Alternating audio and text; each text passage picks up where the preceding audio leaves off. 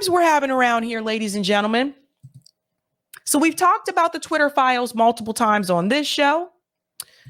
Michael Shellenberger has had a little bit of a visit in Congress as well. Like he was there to testify with Matt Taibbi, but apparently Michael Shellenberger went back to Congress to pretty much grill them about big tech censorship. He also had a discussion with Joe Rogan about this as well. And he talks about how and why these government agencies infiltrated social media. But first, let's take a look at part of his speech when he went back to Congress to grill them on the problem with big tech censorship. Listen to this. Here are events that actually happened.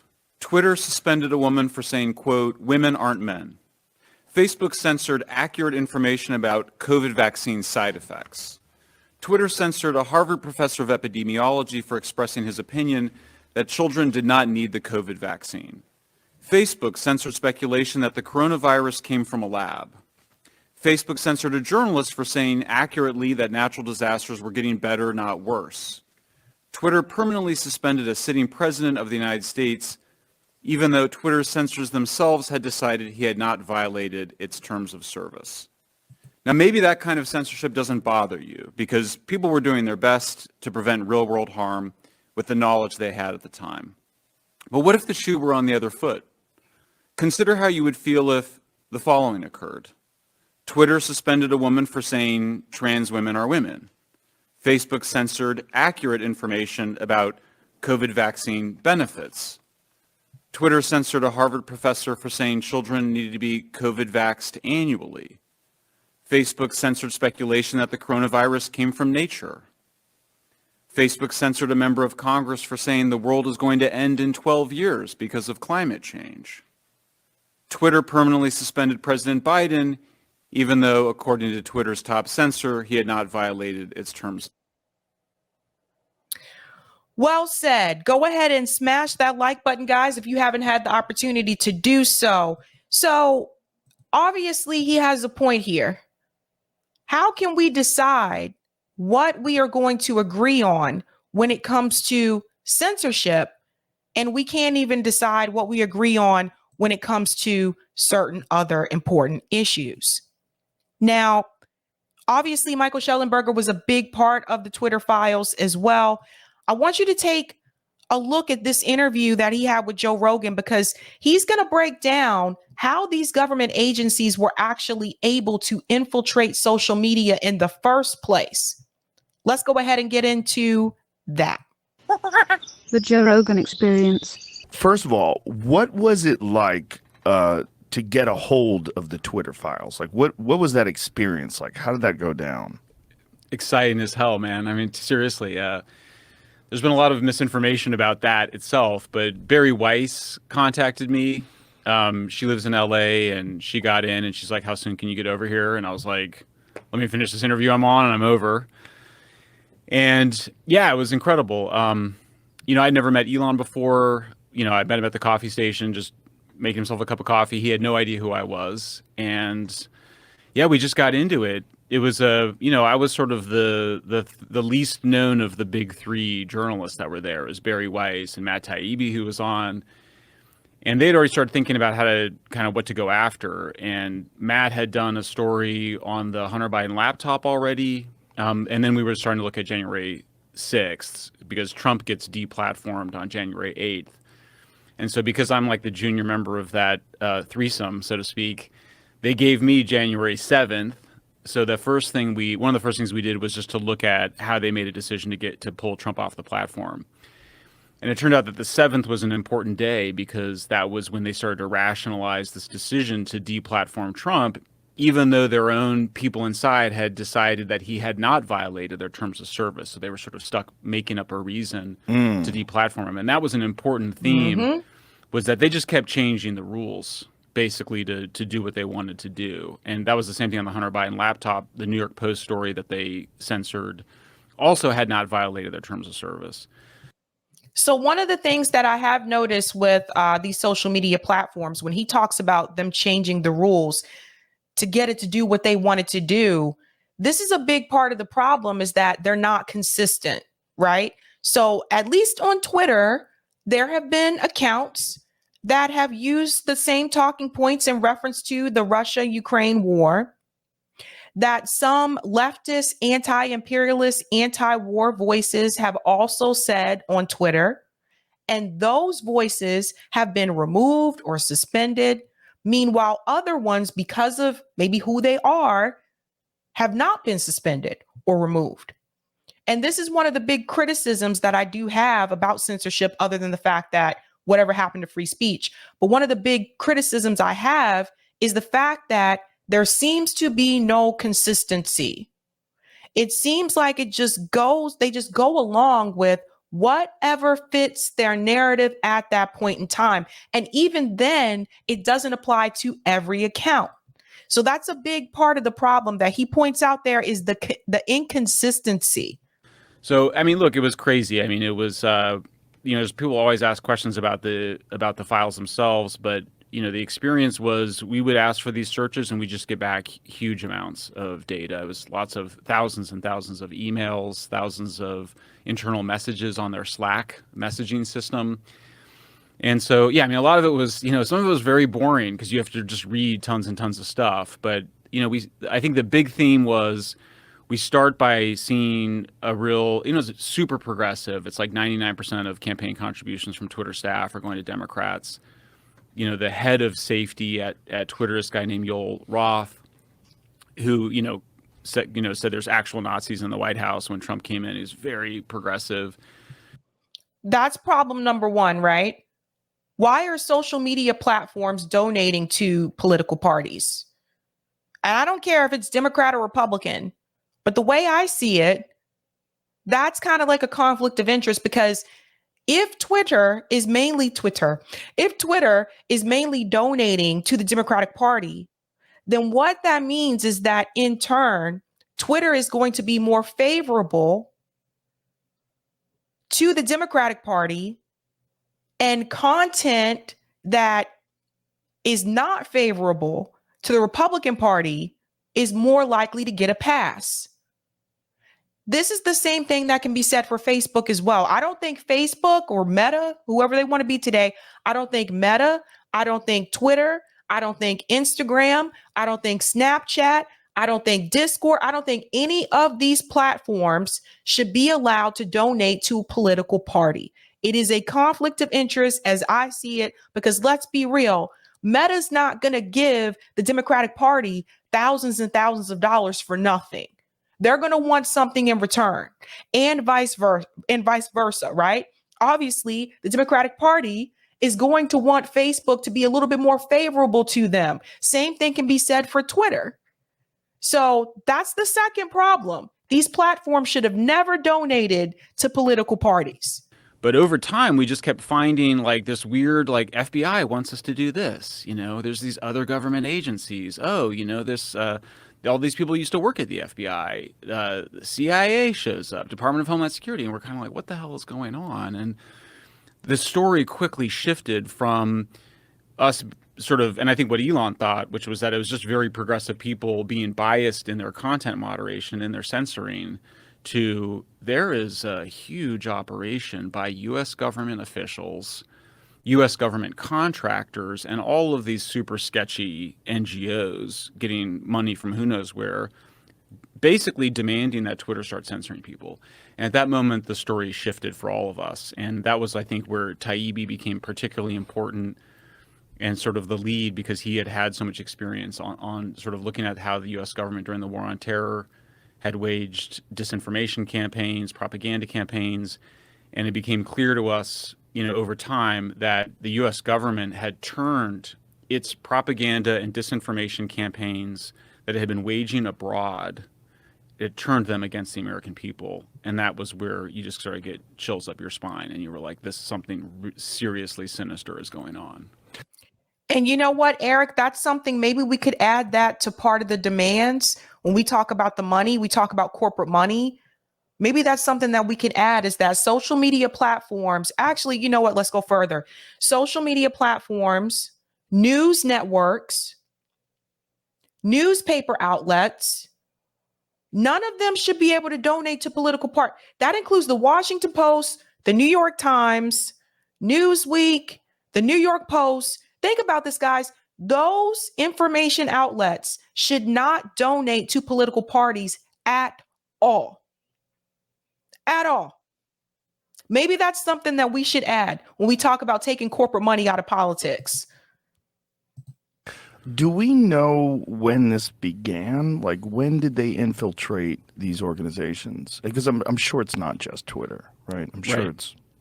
Oh, no, absolutely not. That's part of what was so terrifying, is that it was all of the social media companies, including Wikipedia, by the way, which we don't talk enough about, but also all of the mainstream news organizations are all being organized. So when does it start? You know, it really, what you're looking at is the apparatus that was created by the war on terror over the last 20 years, starting after 9/11. Then there was a battle against ISIS because ISIS was successfully recruiting on social media. So there was sort of a counter ISIS recruiting campaign that occurred. Then you get the big event is Brexit 2016, Trump's election in 2016, and the establishment just freaks out. Absolutely freaks out. And there's a lot of different motivations here. So one of the motivations is just to blame Facebook, blame social media for Trump's victory. It was never true. I don't really think anybody really believed it. There's just, you know, there was just, for a variety of reasons we can talk about, there was never any good evidence that whatever Russians did had much of any influence, any measurable influence on the outcome of the campaign. But they started to scapegoat the social media companies as a way to get control over them. And so then in 2017, they set up, well, two things happen, or many things happen. The Department of Homeland Security just declares election infrastructure to be part of their mission of protecting election infrastructure. And that meant protecting the media environment, Put that in quotes, you know, Yeah. It's creepy, it's patronizing, it's a power move.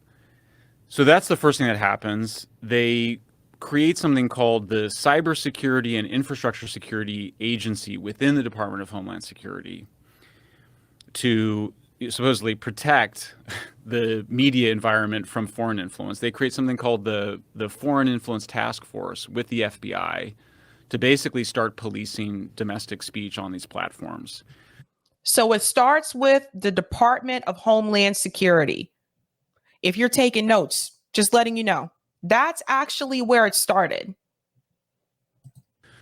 They start organizing all the social media companies to participate in these meetings. So you had Mark Zuckerberg, the CEO of Facebook, in here, and he says to you, there's this critical moment where you ask about the Hunter Biden laptop, and he goes, well, yeah, you know, in the summer of 2020, all these FBI guys come to us saying there's going to be a hack and leak operation involving Hunter Biden, which is super suspicious because, as everybody now knows, the FBI had Hunter Biden's laptop in December 2019.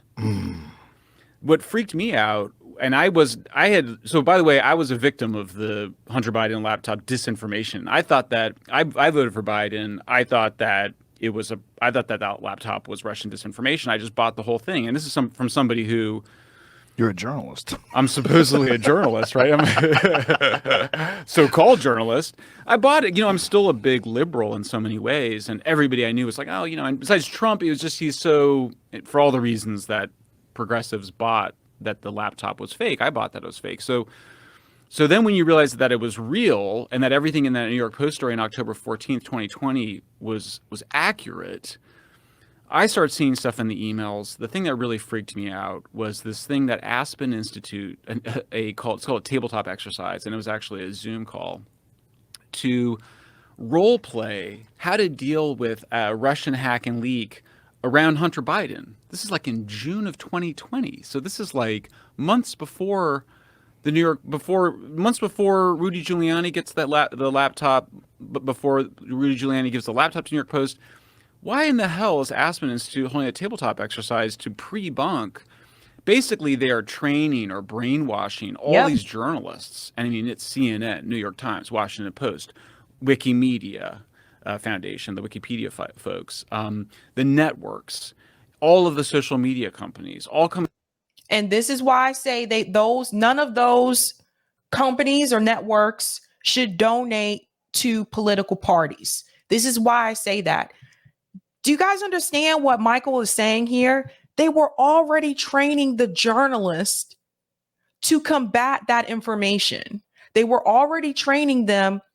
How do we disagree with this? How do we steer the American people in a different direction in the event this type of information would come out, right? So it's like, it takes me back to that time when we had this drill. We had a drill at BU. This is before they sent us home to work from home during the pandemic. The drill was, we're going to do a drill that you're going to get a phone call, a text message from your supervisors, and it's going to tell you that this is a drill, pandemic exposure, everyone work from home. And the point of that drill was to make sure that all of us had our laptops, our work laptops with us at home. We were supposed to take those home every day. Most of us didn't, but we were supposed to take them home every day just to make sure that we were prepared, because if that happened, we could not come back on campus and get our laptop and anything else we need to work. So they told us that we will be having a drill sometime that week, and that we need to make sure we start taking our stuff home like we're supposed to anyway, in the event that happens. Next morning, that happened. We all got that notification. This is a drill, yada, yada. And you know what happened after that drill? We didn't go back. Because the day after that drill, that was when they declared that because of the pandemic, we would all be working from home. Now, we thought it was just going to be like a couple of weeks. It ended up being like a year and a half. But the point that I'm trying to make is, if they were doing this with those journalists, they were training them, they were getting them prepared for something that they knew was already coming. So they knew this information about Hunter Biden's laptop was going to come out. So they were already preparing them and getting them ready to combat the story. Crazy stuff. Together to be like, okay, well, if something is leaked, then we should not cover it in the way that journalists have traditionally covered it. Meanwhile, Stanford University a few months earlier had put out a report saying reporters should no longer follow the Pentagon Papers principle. Well, the Pentagon Papers, of course, is this famous episode. It was Steven Spielberg made a whole movie about it, where the Washington Post and New York Times published these internal Pentagon documents showing that the U.S. government was losing the war in Vietnam, right? This is Daniel Ellsberg, and he just releases it. He steals these documents. He breaks the law, steals these documents, gives them to the newspapers. The newspapers publish them. It's this kind of incredible moment in American journalism where we are like, the First Amendment gives these newspapers the right to publish hacked, so-called hacked, but leaked information. And here you have Stanford University, Aspen Institute saying, oh, no. That's all. We should stop doing that. Journalists should no longer write about leaked information in that way. Instead, we should focus on the person who leaked it. So it really sent chills up my spine. It was the creepiest thing I'd ever seen. And this is, of course, you got to remember, Aspen Institute is funded by the U.S. government. Yeah. Stanford's funded by the U.S. government. So this is, people go, oh, well, you're just, one of the responses we've got is they go, oh, you're just talking about, content moderation by private companies. No, we're talking about U.S. government funded organizations. You can't, if the U.S. government is censoring information, that's obviously a violation of the First Amendment. But if the U.S. government is funding somebody else to censor information, that's also a violation of the First Amendment. You can't. That's right. Let's talk about this for a second. When he mentions don't focus on the information that was leaked, focus on the person. Let's use a couple of examples where this has been done, where I think a lot of us all know this has been done. First example, Edward Snowden, Glenn Greenwald. What did they try to tell you? Don't focus on the information that has been released by Edward Snowden. Focus on Glenn Greenwald. How dare he release that information, right? Second example, Julian Assange. Don't focus on the information that Julian Assange has revealed about the U.S. government, the U.S. military, killing civilians, knowingly killing civilians. Don't focus on that information. Just focus on Julian Assange and how he's a traitor and a terrible person. And I'll give you a third example where they've done this as well. This also includes Glenn Greenwald. I'm sorry. The Hunter Biden laptop story Remember, it was Glenn Greenwald who wanted to publish that story through The Intercept. And The Intercept said, no, you cannot publish that story. That's why Glenn Greenwald left The Intercept. The board members of The Intercept, they were not focused so much on, let's see what the story is really about. Instead of focusing on the information that was in front of them, they were more focused on protecting Joe Biden. So they let Glenn Greenwald walk. Now, Glenn Greenwald seems to be doing okay. Don't you think so? Since he left The Intercept, he seems to be doing fine. Intercept, not so much. Not so much, though. Kind of ruined their credibility there. And indirectly, it's still a violation if you're funding somebody to demand censorship. So that was quite a steeplechase, but there's a lot here. I mean, it's a lot of people, a lot of institutions, a lot to unpack, and that was part of the reason I wanted to reach out and be like, I need a Joe Rogan session to just kind of go through it all. Yeah, well, I'm very happy to provide that. Here's the question: obviously the laptop would harm the Hunter Biden laptop would harm Joe Biden, obviously, right. And if that story got out, who knows how many people would have voted the other way?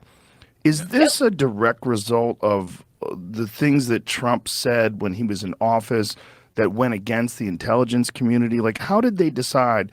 I would always assume that, the so-called deep state is essentially bipartisan, that they wouldn't necessarily side with the Democrats or the Republicans. They're really, they're just in charge of, they're supposed to be gathering information to protect the country. So how did they decide specifically to either stop information or propagate misinformation that would aid Joe Biden?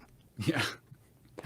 And this was a joint effort. This isn't just something I think that was done by Democrats. I think this was also done by some Republicans too. I think there was bipartisanship involved on this, because the thing is that it's not so much that the Republican Party was just like, oh, we don't agree with what Trump's saying. It wasn't so much that. It was more so the fact that he was saying the quiet part out loud. He had no filter. Okay. I think we all know people who are like that. We've met them at least once in our lives where we just know they have no filter. We may be thinking what they're saying, but we know not to say it. And I think for them, Donald Trump was kind of like an embarrassment in that sense. It's like, listen, don't tell them what we're really thinking. And he did that. He did not care. Remember, he wasn't really a politician. He was a businessman who became president. So it was almost like he didn't really fit where they wanted him to fit. When we talk about the political circles, he didn't fit there, but he won. So the Republican Party got on board because they're like, well, he is the president now, so we do have to get on board with what he's doing. That being said, though, this was bipartisan. You have to understand, bipartisan in the sense that there were other Republicans that did not want Trump to win again. So what do? People are going to do whatever they can, even though we knew Joe Biden was a bad choice. Come on now. We knew Joe Biden was struggling during the debates. We knew that Joe Biden didn't know where he was some of the times when he was doing these press conferences. We knew, but they also knew that the chance was either Joe, Bernie Sanders, and Trump. And they would have rather had Donald Trump than have Bernie Sanders, because at least Donald Trump is corporate. So that meant that they hated Trump so much. So they said, how do we still maintain the status quo when Bernie Sanders has the bulk of the support? We smear Bernie Sanders, we throw him under the bus, and we tell everybody to get on board with Joe Biden. And that means protect Joe Biden at all cost. No matter what information, negative information that was going to come out about him, protect Joe Biden. And that included someone like Tara Reade, who came forward with accusations against Joe Biden. That also meant to them to smear Tara Reade, so much for Believe Women, and protect Joe Biden at all costs. That's how we got here. That's how we got here. Yes, that is exactly the right question. So, I mean, I think the thing you have to understand is that Trump was viewed by the deep state, by CIA, FBI, Pentagon, NSA, and well, I mean, yeah. all of the elites. And you're right, it's bipartisan in the sense that it's both never Trump Republicans and Democrats. What freaked them out the most about Trump is that he was threatening to pull the U.S. out of NATO. I just think that was bluster. Like, that's insane. Like, and by the way, I should say, I support what we call the Western Alliance. I support providing military security for our allies in Asia and in Europe. I'm not I mean, there's parts of economic nationalism that I respect, but I don't think we should pull out of NATO. I think NATO has provided peace in the world and mostly been a good thing. It's obviously had some crazy abuses like Iraq. This whole experience has made me rethink my support for Ukraine. But I think it's important to understand that Keep rethinking that, Michael. Keep rethinking that, Michael, please. Trump terrified the deep state and the national security establishment. So did Brexit. There's a sense in which you had a guy on here named Peter Zion who wrote this book called this really apocalyptic book about how the world is going to fall apart. And his whole argument, which I don't agree with, I think he's brilliant, but I think the argument's wrong. His whole argument is based on the idea that the United States is going to stop providing military security to our allies in Asia and Europe. It's all just based on this assumption that Trump is the beginning of the U.S. withdrawing from its traditional role since World War II. There's a bunch of people who obviously their ideology, their livelihoods, their identity, just their whole way of life is tied up with the United States providing this protection for Europe and Asia, and they viewed Trump as threatening that. I also think they just really hated the guy. They looked down on him. So this is where I disagree with him a little bit. I'm not sure about them feeling like Trump was a threat in reference to Asia, because I feel like Trump uses the same rhetoric, at least towards China, that Joe Biden does. Like, it seems like that is something that they do have in common, where neither one of them seem to like China. So I'm not so sure about that. But the point that I want to make here in reference to this particular segment is that, and if you want to see the full video, you can on Joe Rogan's channel. It's called How Intelligence Agencies Infiltrated Social Media Companies.